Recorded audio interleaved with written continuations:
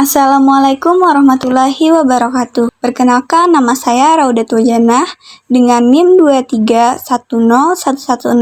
231011220024 dari kelas A2. Tujuan saya membuat video ini untuk memenuhi tugas pengganti UAS pada mata kuliah Sejarah Sastra.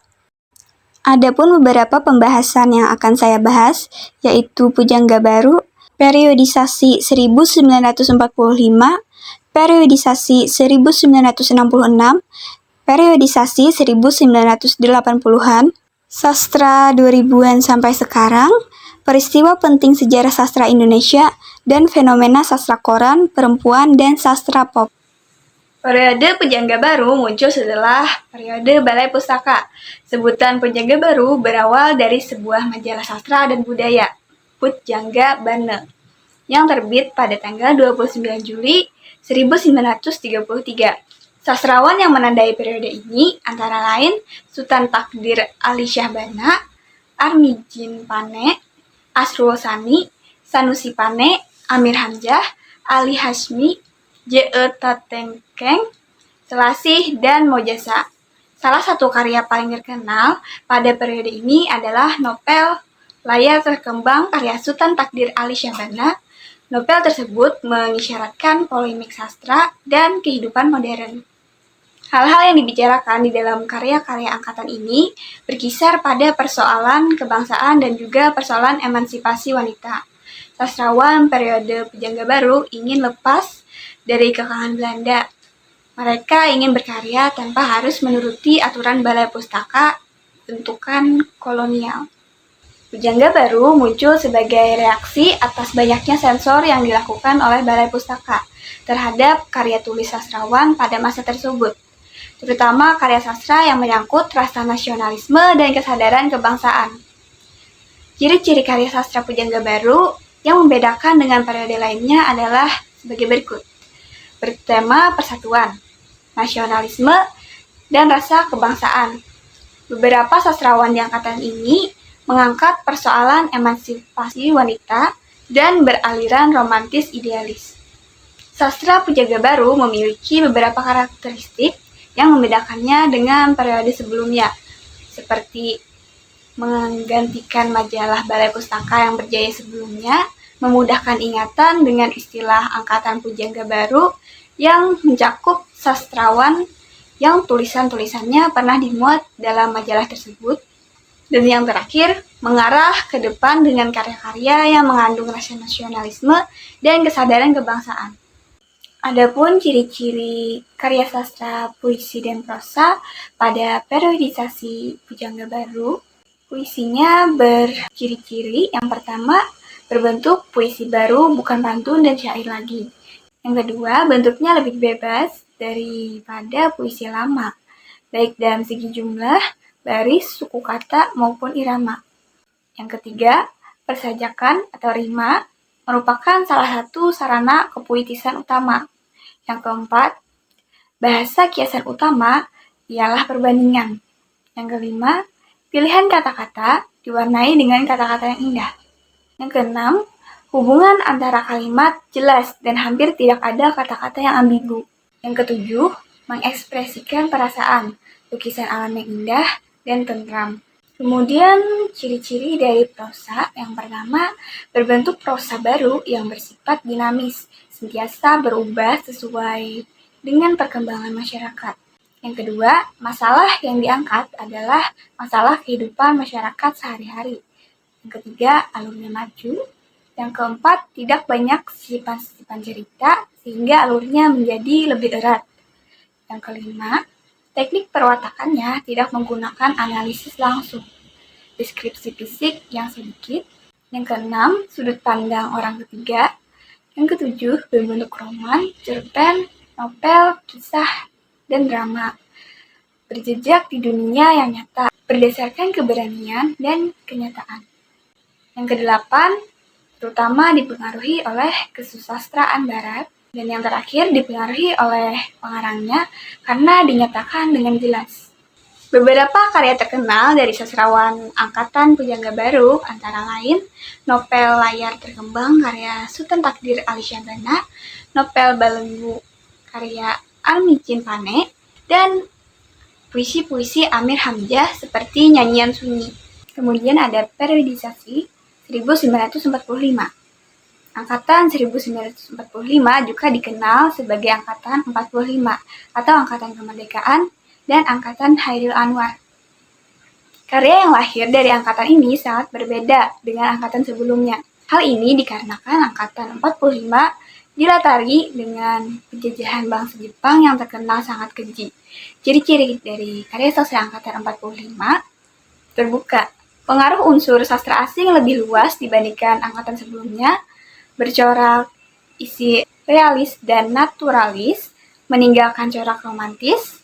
Sastrawan periode ini sangat menonjol individualismenya, dinamis dan kritis, berani menabrak pakem sastra yang mapan sebelumnya, penghematan kata dalam karya, lebih ekspresif dan spontan, serta terlihat sinisme dan sarkasme didominasi puisi, sedangkan bentuk prosa tampak berkurang.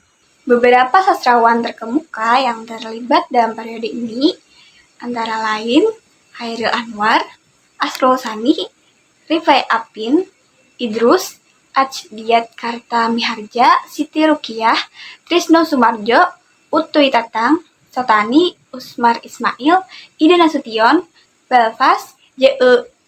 Tatengkeng, dan Pramudia Anantatur. Mereka menciptakan karya-karya sastra yang bercorak realis, ekspresif, revolusioner, dan nasionalis yang dipengaruhi oleh pengalaman hidup serta gejolak sosial, politik, dan budaya pada masa itu. Beberapa karya terkenal dari sastrawan angkatan 1945 antara lain Puisi Aku karya Hairil Anwar, novel Kerikil Tajam, dan Deru Campur Debu karya Rifai Apin, serta drama Dr. Bisma karya Asrul Sani. Sastra pada periode ini ditulis dalam bahasa Indonesia dan memiliki pengaruh politik yang kuat, mendekati perjuangan merebutkan kemerdekaan Indonesia pada tahun 1945. Pada angkatan 45, beberapa tema cerita yang berkembang dalam karya sastra meliputi yang pertama ada realisme dan ekspresionalisme. Jadi karya-karya sastra angkatan 45 mengandung realisme dan ekspresionalisme, mencerminkan kehidupan dan pengalaman masyarakat pada saat itu. Yang kedua ada nasionalisme dan revolusi. Jadi karya-karya sastra pada angkatan 45 sering mengandung rasa nasionalisme dan revolusi karena mendekati perjuangan memperebutkan kemerdekaan Indonesia pada tahun 1945. Yang ketiga ada emosionalisme dan simbolisme. Jadi karya-karya angkatan 45 mengandung emosionalisme dan simbolisme yang mencerminkan rasa ketakutan dan kengerian masyarakat terhadap kolonialisme dan opresi. Dan yang terakhir ada kesadaran kebangsaan. Jadi karya-karya ini mengarah ke depan dan menggambarkan kesadaran kebangsaan, mencerminkan pergolakan identitas dan budaya Indonesia. Pada periode angkatan 45, berkembang berbagai jenis sastra, antara lain yang pertama puisi, yang kedua cerita pendek, yang ketiga novel, dan yang terakhir ada drama. Selanjutnya ada periodisasi pada tahun 1966. Periodisasi 66 adalah sebuah periode sastra yang pertama kali dicetuskan oleh H.B. Jasin pada tahun 1966. Istilah angkatan 66 sebenarnya tidak merujuk pada sebuah gerakan sastra yang terorganisir, melainkan lebih pada sebuah kumpulan sastrawan yang lahir pada tahun 1945 dan kemudian menulis pada tahun 1960-an.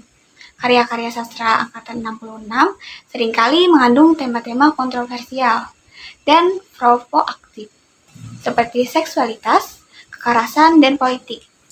Namun, angkatan 66 juga menuai kontroversi dan kritik dari kalangan konservatif karena dianggap melanggar norma-norma sosial dan agama. Adapun beberapa sastrawan yang tergolong dalam angkatan 66 antara lain ada Taufik Ismail, Putu Wijaya, Iwan Simatupang, Ramadan KH, Gunawan Muhammad, Mansur Samin, Suwardi Idris, Yusach Ananda, Jamil Suherman, Bokor Hutasuhud, Gerson Pyok, dan Abdul Hadi. Adapun beberapa contoh karya sastra yang terkenal dari sastrawan angkatan 66 ada Tirani dan Banteng karya Taufik Ismail, ada Pabrik karya Putu Wijaya, ada Jarah karya Iwan Simatupang, ada Cinta yang Bersemi di Waktu Subuh karya Ramadan KH, dan puisi-puisi Gunawan Muhammad. Selanjutnya ada periodisasi tahun 1980-an. Periodisasi sastra pada angkatan 80-an menunjukkan adanya perubahan dalam tema dan gaya sastra yang dihasilkan. Beberapa ciri dari sastra angkatan 80-an antara lain memiliki wawasan estetik yang luas, bertema tentang roman percintaan dan kisah kehidupan, menekankan pada pemikiran dan cara penyampaian dalam karya sastra, dinamis dan berkembang bersama masyarakat Indonesia. Sastra pada periode ini juga tumbuh sastra yang beraliran pop. Beberapa sastrawan yang terkenal pada periode ini antara lain Remi Shalado, Yudhistira Ardinugraha, Norka Mahendra, Hari Wijaya, Margate N. Hadini, Mira Widjaja, dan Ahmadun Yosi Hertanda. Tema yang dominan dalam karya sastra angkatan 80-an adalah roman percintaan dan kisah kehidupan yang didasari oleh kemajuan ekonomi dan perkembangan zaman. Adapun beberapa karya sastra terkenal dari sastrawan angkatan 80-an antara lain Pada Sebuah Kapal, Namaku Hiroko, Orang-orang Tran, karya Remi Shalado. Kemudian ada sastra 2000-an sampai sekarang. Sastra angkatan 2000-an menunjukkan adanya perubahan dalam tema dan gaya sastra yang dihasilkan. Pada periode ini, sudah mulai bermunculan pengarang wanita yang memberikan ide kreatif dan berani memberikan ungkapan perasaan dan pikiran mereka dalam karya sastra. Bahasa yang digunakan pada sastra angkatan 2000 sudah menyesuaikan bahasa yang biasa digunakan sehari-hari. Sastra pada periode ini juga tumbuh sastra yang beraliran pop. Tema yang dominan dalam karya sastra angkatan 2000-an adalah kebebasan berekspresi, kebebasan berpikir, dan kebebasan berkreasi, yang mencerminkan semangat reformasi dan perubahan sosial politik pada masa itu.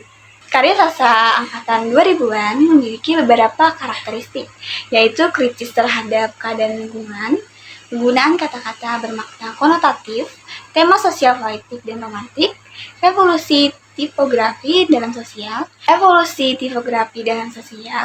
kebebasan untuk berpikir dan berekspresi, penggunaan tema yang bermacam-macam. Beberapa sastrawan yang terkenal pada angkatan 2000-an antara lain Andre Hirata, Ayu Utami, Acep Jamjam Nur, Ahmadun Yosi Hertanda, dan Raudal Tanjung Banua. Beberapa contoh karya sastra dari angkatan 2000-an meliputi Laskar Pelangi, Saman, Segi Empat Patah Sisi, Pada Sebuah Kapal. Selanjutnya ada beberapa peristiwa penting dalam sejarah sastra Indonesia, antara lain berdirinya penerbit Balai Pustaka, kelahiran dan konsepsi estetika angkatan 45, munculnya istilah angkatan 66, manifest kebudayaan, majalah Pujangga Baru, Budi Utomo berdiri pada 20 Mei 1908, Sumpah Pemuda pada 28 Oktober 1928, peristiwa Rengas Dengklok pada 16 Agustus 1945, Proklamasi Kemerdekaan Indonesia pada 17 Agustus 1945. Akhirnya Budi Utomo pada tahun 1908, Perumusan Pancasila 1 Juni 1945, terbitnya buku Aku Ingin Jadi Peluru karya Wiji Tuku. Kemudian ada fenomena sastra koran, perempuan, dan sastra pop. Sastra koran adalah sebutan untuk karya sastra seperti puisi, cerpen, dongeng, dan sebagainya yang diterbitkan di media koran. Publikasi karya sastra melalui koran sudah sangat lama terjadi di Indonesia. Hampir semua sastrawan Indonesia memanfaatkan koran sebagai media untuk mengiklankan karya dan nama mereka kepada publik. Perempuan adalah salah satu fenomena yang terjadi dalam sejarah sastra Indonesia, di mana karya sastra koran dihormoni dan dikebun oleh penulis lokal seperti Rumi. Perempuan ini menjadi salah satu cara untuk menyampaikan budaya dan filosofi kehidupan masyarakat Indonesia. Sastra pop adalah fenomena yang terjadi dalam sejarah sastra Indonesia di masa angkatan 2000, di mana karya sastra menjadi populer dan banyak dijual di pasaran. Sastra pop mencakup berbagai genre seperti romansa, kisah-kisah, dan karya sastra yang berkritik pada ketidakpastian dan kesalahan masyarakat dan pemerintah.